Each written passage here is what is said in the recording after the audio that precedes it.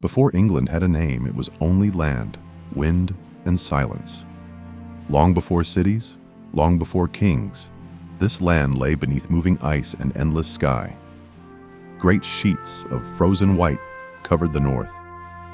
Rivers were locked in stone. The sea was far away, held back by the cold. What would one day be? An island was still joined to the rest of Europe by open ground. Time moved slowly here.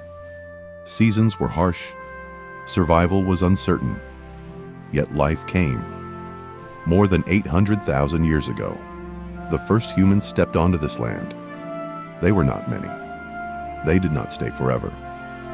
They came and left with the ice. They followed animals. They followed warmth.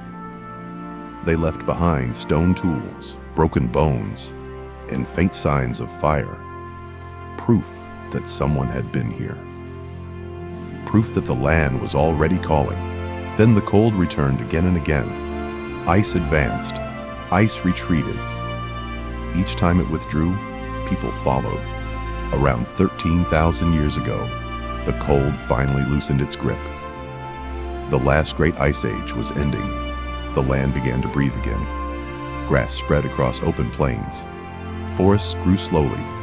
Rivers flowed free. Animals returned in great numbers. This time, people stayed. They were hunters and gatherers. They lived close to the earth. They followed deer and wild cattle. They fished in rivers and along the coast. They moved with the seasons. They used stone, bone, and wood. They knew the land by touch and memory, not by maps or words. They left no written record, but they left traces, campsites, tools, paths worn into the ground. Their lives were quiet, but their presence was real. England was becoming a human place. As centuries passed, life began to change. People stopped moving so often. They learned to grow food. They cleared forests. They built simple homes. They stayed. This was the Neolithic Age, a new way of living, a turning point. With farming came time. Time to plan. Time to build. Time to remember. Across the land, massive stone monuments began to rise. Huge stones were dragged across long distances, set upright, shaped with care, aligned with the sun and stars. Stonehenge stood on open plains. Avebury formed great circles of earth and stone. These were not random acts. They took effort. They took belief. They took shared purpose. No one today knows exactly why they were built. Perhaps for the dead, perhaps for the gods, perhaps to mark the sky and the seasons. What matters is this: people believed the land held meaning, and they were willing to shape it to show that belief. England was no longer just a place to survive. It was a place to belong. The Bronze Age followed. Metal replaced stone. Tools became sharper. Weapons stronger. Trade expanded. Ideas moved along rivers and coastlines. Communities grew richer. Differences appeared. Some had more. Some had less. Power began to take shape. Hill forts rose on high ground. Defensive walls circled settlements. These were signs of fear, but also of control. Someone now owned land. Someone now ruled. By the Iron Age, the land was filled with tribes. They shared language, culture, and belief. They were known as the Britons. They farmed the land. They raised animals. They fought when needed. They honored gods tied to rivers, trees, and the sky. Their stories were spoken, not written. Their history lived in memory and song. They were not united. Each tribe guarded its own land. Alliances shifted. Rivalries burned. Yet they knew they were part of something larger. This island was their world. Then, from the south, something new appeared. Strange ships crossed the sea. Soldiers marched in tight lines. Armor shone. Standards rose above the ranks. In the year AD 43, the Romans came. They didn't come as guests. They came as conquerors. The invasion was swift and brutal. Resistance was crushed. Some tribes fought, others surrendered. Rome did what Rome always did. It absorbed land into empire. Britain became Britannia. The Romans brought roads that cut straight through hills and forests. They built towns with stone walls and planned streets. They raised baths, temples, and villas. They introduced laws, taxes, and written records. For the first time, England was tied to a world far beyond its shores. Latin words entered local speech. Roman coins changed hands in markets. Soldiers from distant lands walked English roads. North Africa, Spain, the Middle East.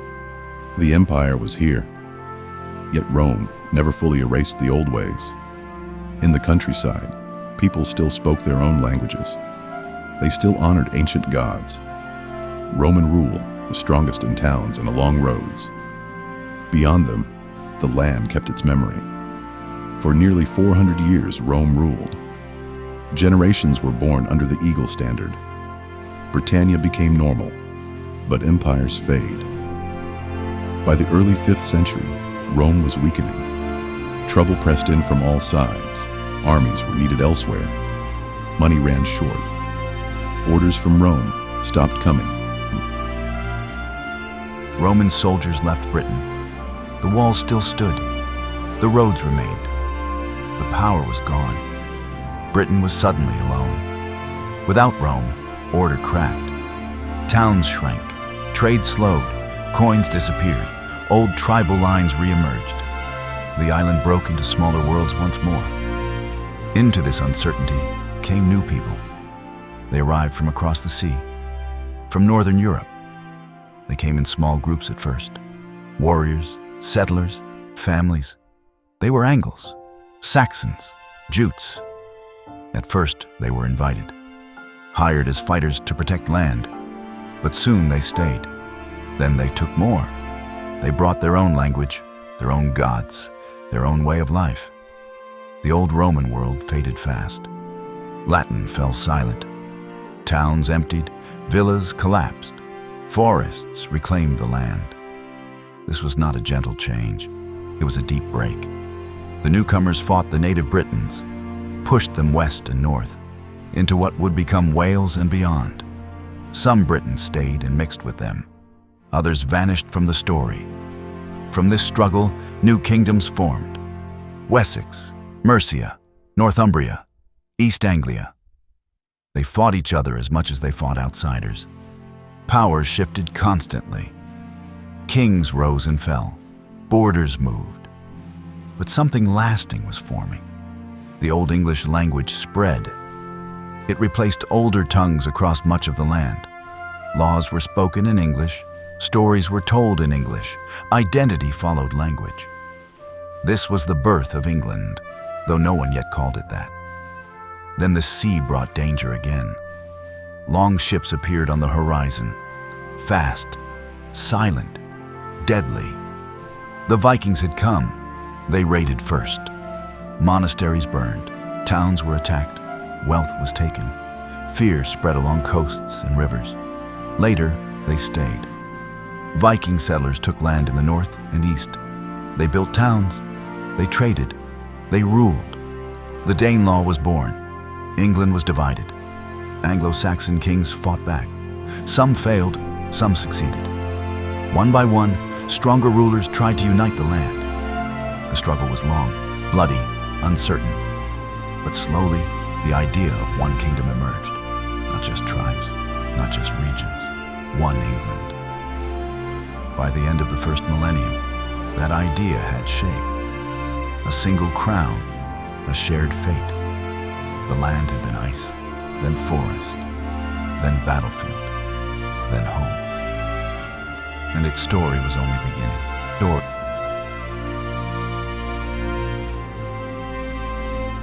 After the Vikings came, England did not rest. The raids had changed everything. Towns were burned, monasteries were destroyed. Fear traveled faster than ships. Yet from this danger came unity. Anglo-Saxon kings learned that divided land would fall. Only one crown could survive. Slowly, through war and alliance, England began to harden into a single realm. One king stood above the rest, Alfred of Wessex. He fought the Vikings when England was near collapse. He lost battles. He hid in marshes. But he did not surrender. Alfred rebuilt. He planned. He fought back. He built fortified towns. He trained armies. He protected learning and law. He gave England something rare in dark times: stability. After him, other kings continued the work. Step by step, England took shape. By the early 10th century, the land was one kingdom, one ruler, one people. But peace never lasts long. The sea brought new kings again. This time they did not raid, they ruled. Danish kings sat on the English throne. Not the Great ruled an empire across the sea. England was part of something larger once more. But after his death, the balance broke. Old rival claims returned. Power weakened. In 1066, fate crossed the sea. William of Normandy claimed the English crown. He came with an army. He came with certainty. The Battle of Hastings changed everything. Shields clashed, arrows fell, men died where they stood. By nightfall, England had a new ruler. William became king by force, and England would never be the same. The Normans reshaped the land. They built stone castles that rose over towns. They controlled land through fear and law. French became the language of power. English survived among the people. A new ruling class stood above an old nation. England became stronger, but it also became harsher. Kings demanded loyalty. Barons demanded rights. Tension grew beneath stone walls.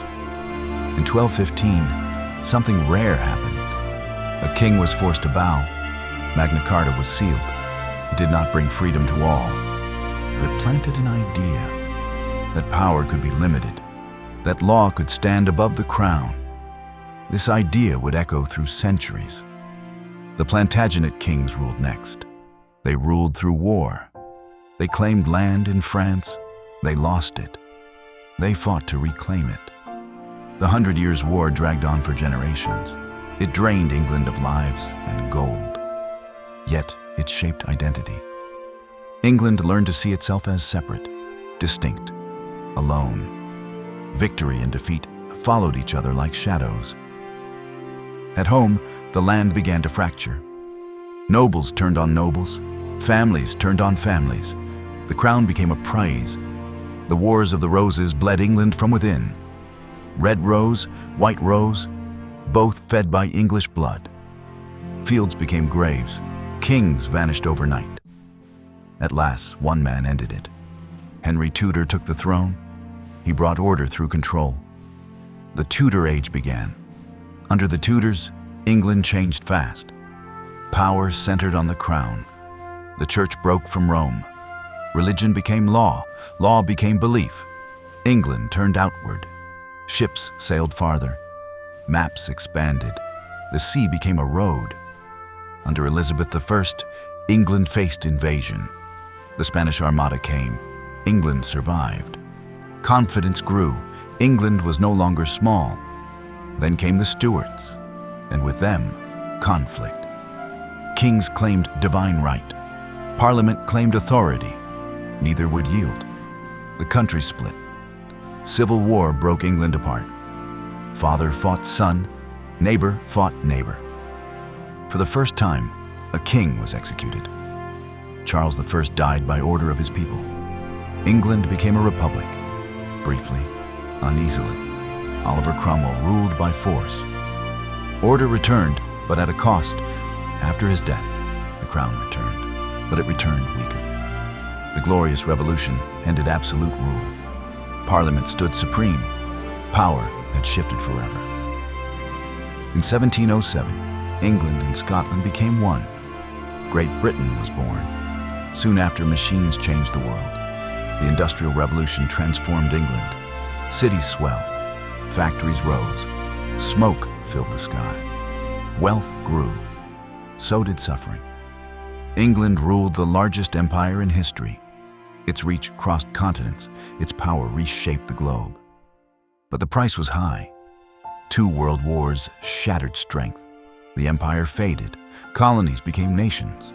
Britain became smaller, but not silent. England remained. An old land, shaped by invasion, law, war, and ideas. A land that never stopped changing, and a story that never truly ends.